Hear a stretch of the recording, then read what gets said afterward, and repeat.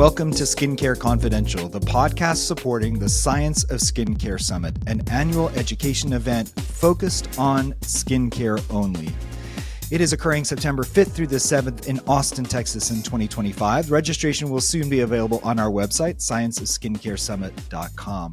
My name is Dr. Ted Lain. I am a co-founder and co-director of the Science of Skincare Summit. I am here with my co-founder and co-director, Dr. Patti Farris. Hey, Patti. Co-partner in crime. There you go.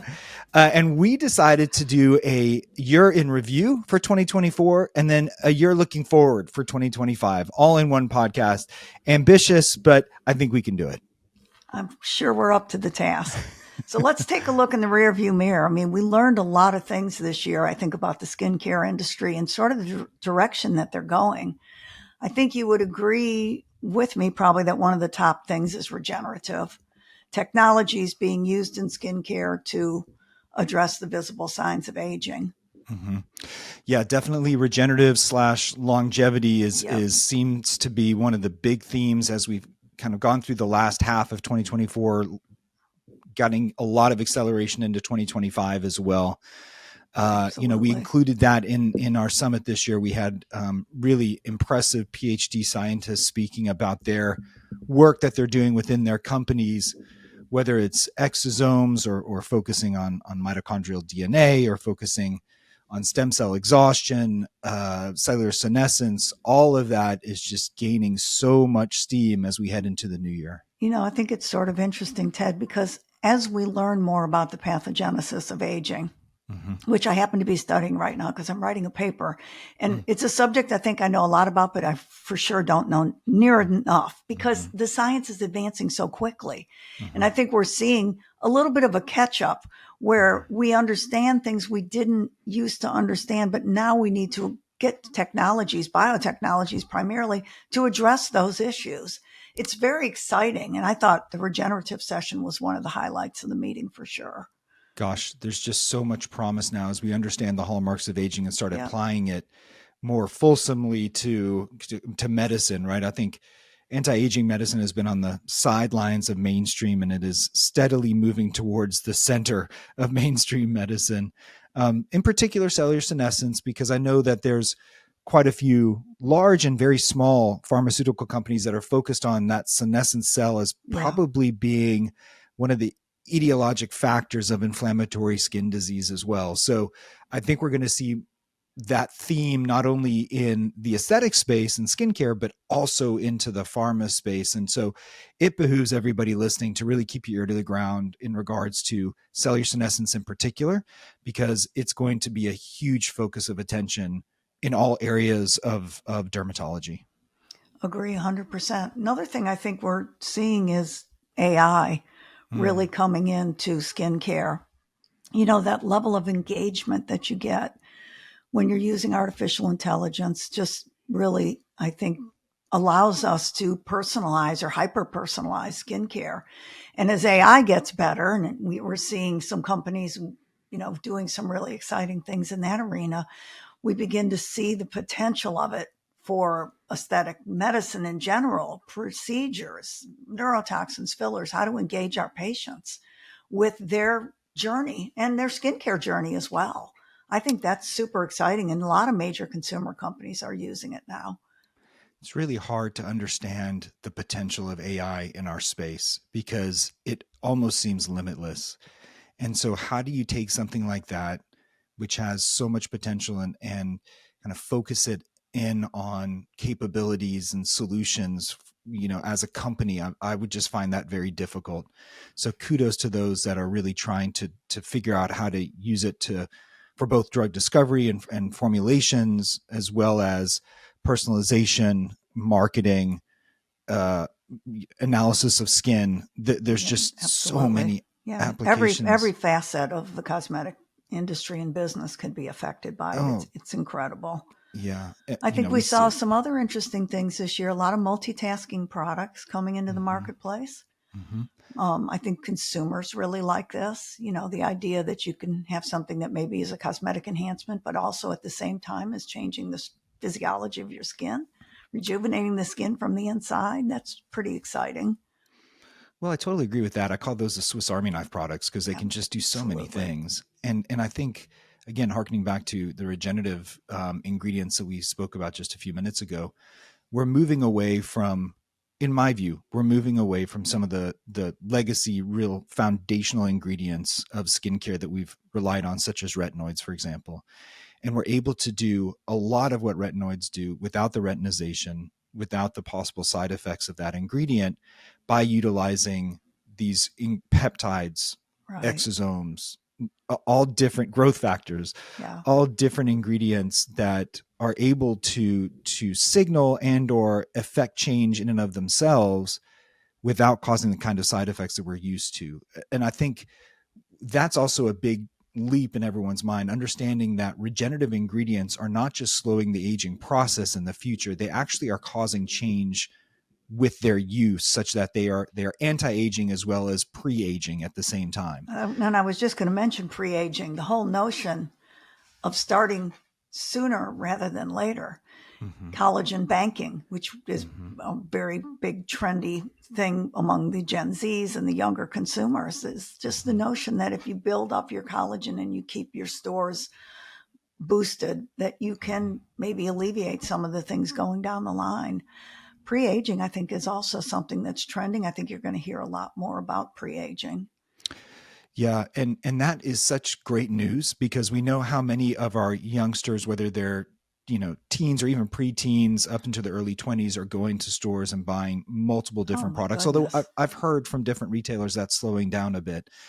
Um, but now, if we could just get them to focus on the products that will really, make sense for them at this point in their lives, which, to your point, is let's just maintain what you got right Right. now, If you can and maintain and prevent, they're very interested in prevention, although the American Academy of Dermatology survey, I think was conducted maybe last year, didn't show that Gen Zs really are embracing sunscreens as much as I think we would like to see them embracing them. There seems to be sort of a disconnect between what happens when you go in the sun and what the result of that is. It was very interesting data.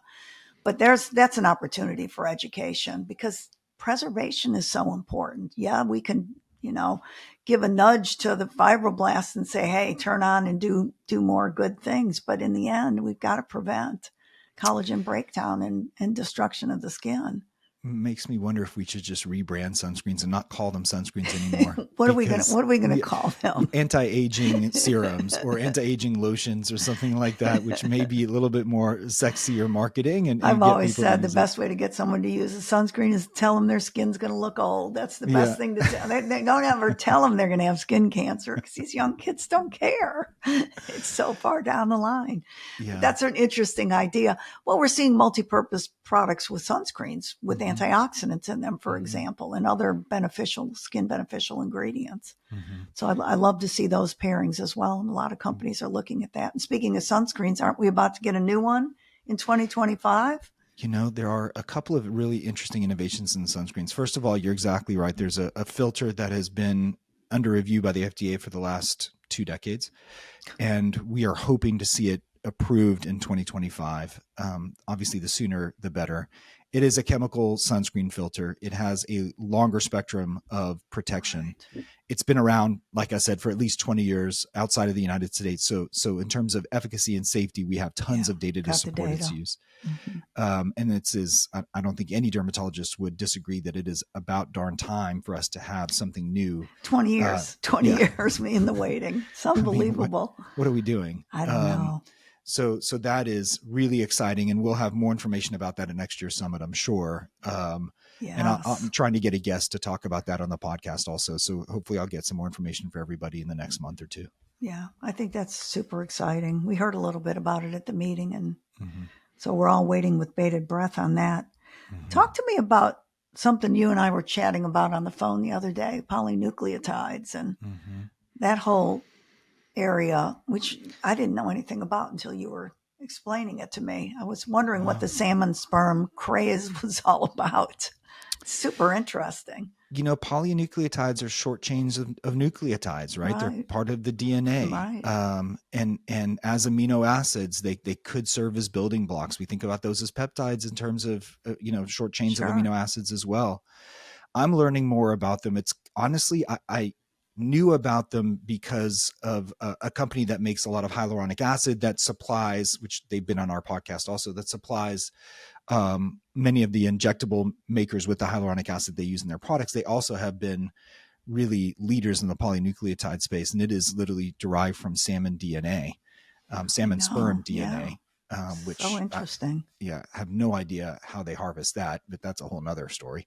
It is in injectables outside of the United States. Right. And I was in Australia earlier this year where our Australian colleagues were talking about using this injectable around the eyes and how beautifully it did as a very superficial injection around the eyes to achieve rejuvenation of the lateral canthal lines, those crow's feet, as well as the darkening around the eyes. Just seemed almost like a miracle for rejuvenation in that area.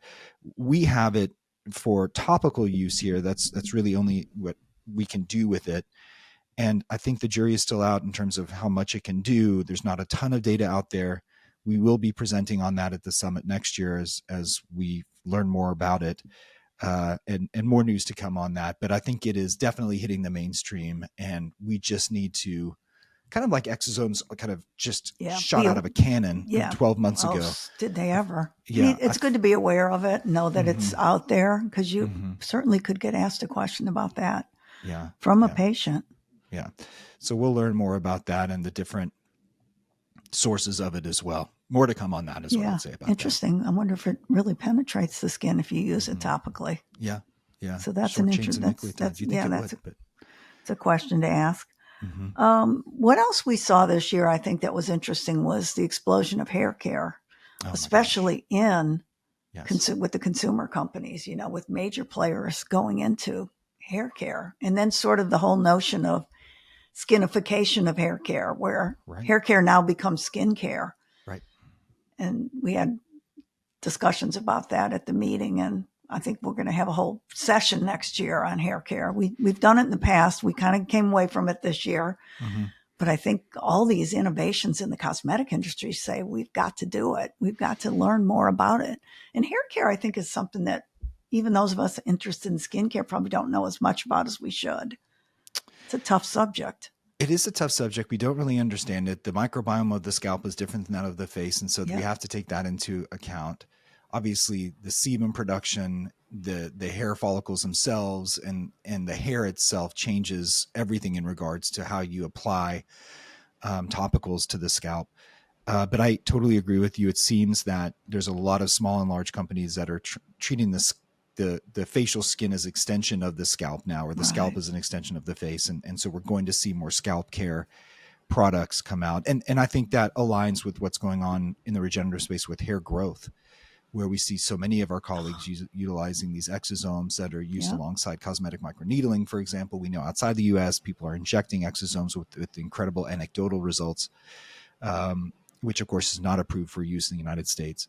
So no injecting here. No injecting. Yeah. Otherwise you get your hand slapped or more by the FDA. But I think that there's so much attention being paid to the scalp and hair growth and scalp care that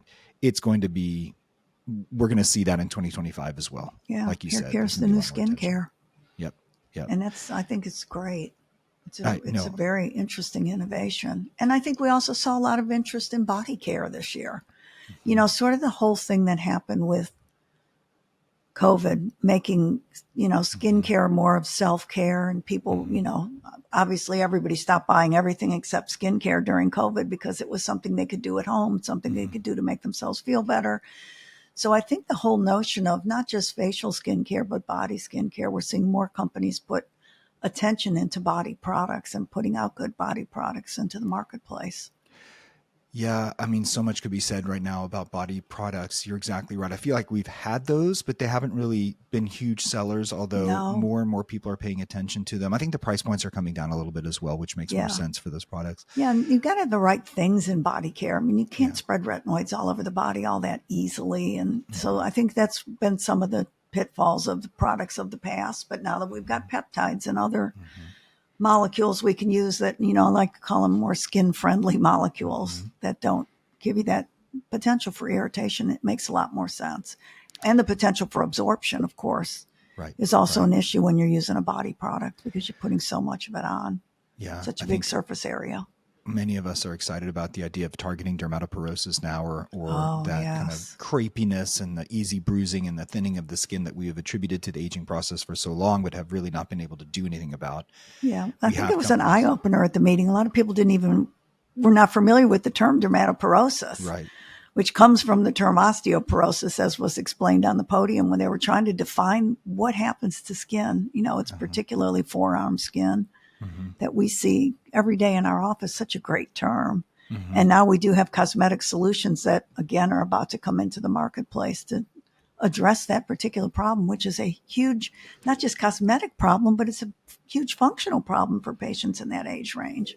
I mean, every single day I have so many patients ask me about it, and just to know that we have something coming is really exciting for Yeah. patients. So really can't wait for that launch of a Launch. product that's Is that going to be, Q1 this year? We're going yeah, to see that product, and mm-hmm, it will be a topical product for those be a listening. topical We don't know product. a Yeah. name, and Yeah. more to come on that, but that's going to be really exciting. I've tried to use retinoids for that over the year, but it's very difficult and doesn't work all that well. Yeah, I don't remember who taught me this, but to mix tazarotene 0.1% in shea butter, which has a very high lipid Oh, content, and that's mix a whole cool. tube into a pound of shea butter and use that as a nighttime moisturizer. I've used that for many years for dermatoporosis That's with a good varying idea. results. Yeah. Yeah, varying results, but some people get very sensitive to that. So to have something that doesn't have retinoids in it, like you said, would be great. And so very excited about that. And I'm sure so many companies are working on innovative topicals for body care also. So we're going to see more and more on that. I agree 100%. What do you think, Patti, about something that's near and dear to your heart, which is the nutraceuticals or the supplements for skincare? As I was thinking about this podcast, I was like, every year I say I think more and more nutraceuticals are going to hit the Mm-hmm. marketplace and be embraced, but are they really? I don't know. I feel like I've been saying that for a very long Mm-hmm. time. We did see major consumer companies go into that marketplace Mm-hmm. and take a stab at nutraceuticals, but I think that's a really tough space. Yeah. I mean, I believe, as you know, in collagen hydrolysates and Mm-hmm. some of these products that contain multiple ingredients, antioxidants. We all use polypodium leucotomus Mm-hmm. extensively in our practices, niacinamide for treating patients who have a history of skin cancer. So some of this has become mainstream in dermatology, but I'm not sure it's mainstream with the consumers yet.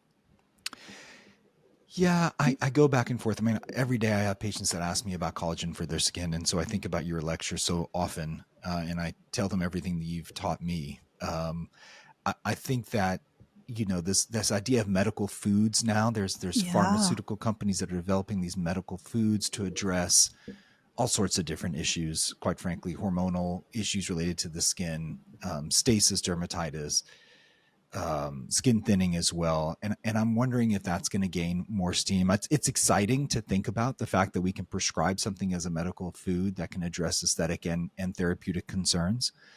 Um, I don't know. I guess maybe I'm a little bit more bullish on it this year than you are. I think there's, I've been bullish on it for so long, yeah, so long, and I keep thinking, like, when is it happening?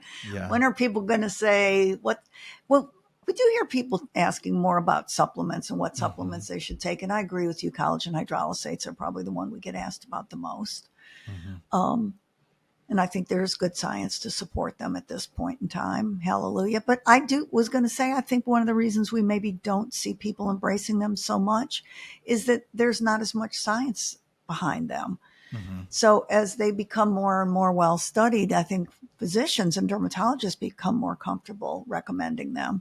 mm-hmm. And that's where the patients are going to get their information, and that's how patients are going to feel comfortable using them. Well, my doctor said this is good and it could help. Yeah, I think the supplements for hair growth in particular seem to be just absolutely in the mainstream. I mean, my Oh my yeah, wife, who's in the 50-year-old range is now can't tell me all of her friends are taking these hair growth supplements. of course. Some of them because they actually have hair loss, and others because they're worried about hair loss, and so they want to prevent it. So Preventative. I agree. I mean, that's a place where they really did meet the mainstream, but the success was because the companies, the two major market leaders, did clinical studies and presented those studies to dermatologists. And You're exactly right. we all know they're perhaps not, they're part of a comprehensive treatment. They may not be the sole treatment. They're used in combination with in-office procedures and medications, and they give patients something they can access without seeing a physician, which is really valuable. We learned at our meeting, we had a couple of exhibitors who had developed supplements for inflammatory skin disease as well, supplements Right. for acne, supplements for, overall skin health. And again, I think that just all of it leads me to believe that supplement market, the nutraceuticals, the medical foods, the supplements are going to, gain steam through 2025. And I think part of it is how much we talk about it on podium, not just you and me, how much Yeah. everyone talks Everybody about it talks on about it. podium. Yeah. Well, hopefully 2025 is the year. Mm-hmm, mm-hmm. Didn't you find it interesting how so many people were talking at the meeting about the GLP-1s? Oh, yes. I mean, it seemed like everywhere we went, people were talking about the skin changes and how could they intervene with patients who were on GLP-1s. I mean, there's so many people on them now. Mm-hmm. I just found it fascinating. That's something I think we're going to all be facing more and more of as these are becoming so mainstream. What did we hear? 30% of people in America have tried or been on a GLP-1. Yeah, at Were you least I there think with me it's, when someone told us that? yes, 30 to Yeah, 40%. 30 to 40%. I mean, that And was unbelievable. I mean, you can't open up a medical education website without seeing No, something new about GLP-1s, every whether day it's talking about on your, alcoholism now and different, you know, addictive behaviors and how it can help with that, in addition to so many other things yeah, so that, many health benefits in addition to yeah, controlling blood sugar and weight right. loss. Huge numbers of health benefits. But we all know it has fairly profound effects on the skin. I mean, which are basically related to the weight loss. But, the it's totally fascinating. And how to intervene on that with something topical, I don't know Right. if we're going to get there. Yeah. Yeah. I know they're developing GLP-1s as tablets now. I mean, they're already available for diabetics, but Yeah. I think for weight loss, they're showing some good effects in phase 3 trials. And so I think instead of having to inject, you can take a pill, which will make it a lot easier for some people. Oh, yeah. Maybe they Um, could bring the price down too. It's still so yeah. expensive, So even if it's expensive. compounded. Right. So I agree with you. I think every company is thinking about how they can use their products alongside a Right. GLP-1. And I even heard some people talking about the regenerative capabilities of GLP-1s in the skin and the body in different systems. And Well, so I that's think, interesting. yeah, I think we're going to see more data coming out about how they affect stem cells, for example, and fibroblasts, and gosh, all different body systems and different cells. So more to come on that. It's, you know, throughout our careers, we've seen these different, aspirin for statins, TNF alphas. Is someone like, everyone's like, Yeah. oh, everybody should be in a little TNF alpha inhibitor. Everyone should be a little bit of this. And I feel like that's So the new true. it drug, that everyone should be in a little bit of It is that. it is the new it drug. Now Yeah. everybody's microdosing it. I mean, Yeah. I don't even know what that means, how much people are taking, but they're Uh, microdosing these GLP-1s. It's like yeah. you're right, like a daily aspirin, or I don't know. It's something. It's changing the marketplace. It's changing the landscape of medicine. Yeah. And I think at some point the cosmetic industry is tangling with it because it changes skin.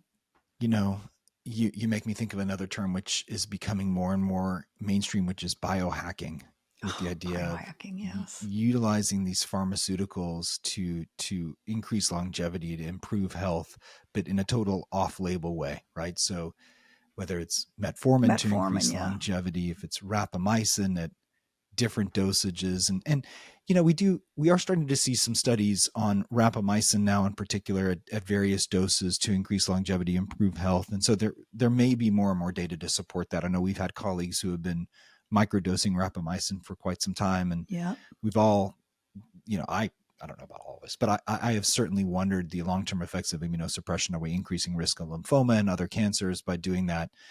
And so getting the data out in human data is going to be really important. I'm excited that more of that is coming out. But that biohacking idea with GLP-1s now, like you said, I just think more and more medical providers and the mainstream public are going to be interested in that. So I think as aesthetic providers in particular, we're going to need to stay aware of what's going on in the biohacking arena and whether or not you're comfortable with being involved in that or not. Yeah. As a dermatologist, I don't know how I would feel being involved with it, because it's a little bit out of our lane, but I know we have colleagues who are very well versed in it. Mm-hmm. So I would not throw anyone under the bus if they had the competency in it. Another thing we're hearing a lot about is NAD. Oh, yeah. I mean, I think I told you I took a stab. And I may cover it next year. I think we're going to have to cover it next year in the nutraceutical lecture. But boy, oh boy, the data studies are all over the place on those things. I mean, some people don't even think you can get adequate amounts orally, that you really need to use it IV. I'm going to have to take a serious deep dive into it again. It's been a while since I looked at that category of nutraceuticals, but they're becoming extremely popular. Throw in peptides there, Yeah. right? So many people are taking these different peptides and combinations of peptides that I don't quite understand. I haven't looked at the data, so I shouldn't even be talking about it, but I've heard of it. Yeah, it's on our radar. That's all we can really say about it. Stay tuned while we figure it out. Yeah, we'll have to figure something out about that. But yeah, there's so many of these incredible new, polynucleotides, peptides, NAD plus, biohacking. All of that is kind of creeping into the skincare space and longevity and regenerative space that, we just decided that we need to stay on top of as a skincare meeting. And so we are going to continue to provide the cutting edge data on that at our meetings for sure. Yeah. And next year you have longevity, good session on longevity. And that's where they're going to hit all this, I'm sure. It's interesting because we're using mostly research scientists in those sessions, because this is so ahead of the curve that the physicians aren't really as well versed, I guess, as the people who are in the trenches with it. I feel like it's the same way for the microbiome as well. Like you have to go to the researchers because things are changing so quickly. It's difficult for a derm to stay on top of all the literature. That is something I do think we see a trend towards, and that is looking more at products for skin health, maintaining barrier function. We talked already about collagen banking, maintaining the dermis, maintaining the epidermis and the epidermal barrier function. I think that is a trend that we are seeing. We saw last year, and I'm sure we'll see more of this year. Products for skincare products for skin health. Which is wonderful. Right. Yeah. And I think that kind of fits the idea of the Venn diagram, right? Where you've got the pharmaceutical topicals and our systemics now, and then you've got the skincare and how there's such an overlap now in terms of what the pharmaceuticals are trying to do, what the skincare products are trying to do. 100%. Well, look at all the acne-ceuticals, as they call them, all the acne products that are coming into the marketplace for treating, you can hardly get prescriptions anymore because insurance companies don't like to pay for them. So the torch has been picked up by the cosmetic companies. Good for them. They're smart to do it. I totally agree. Such a big market.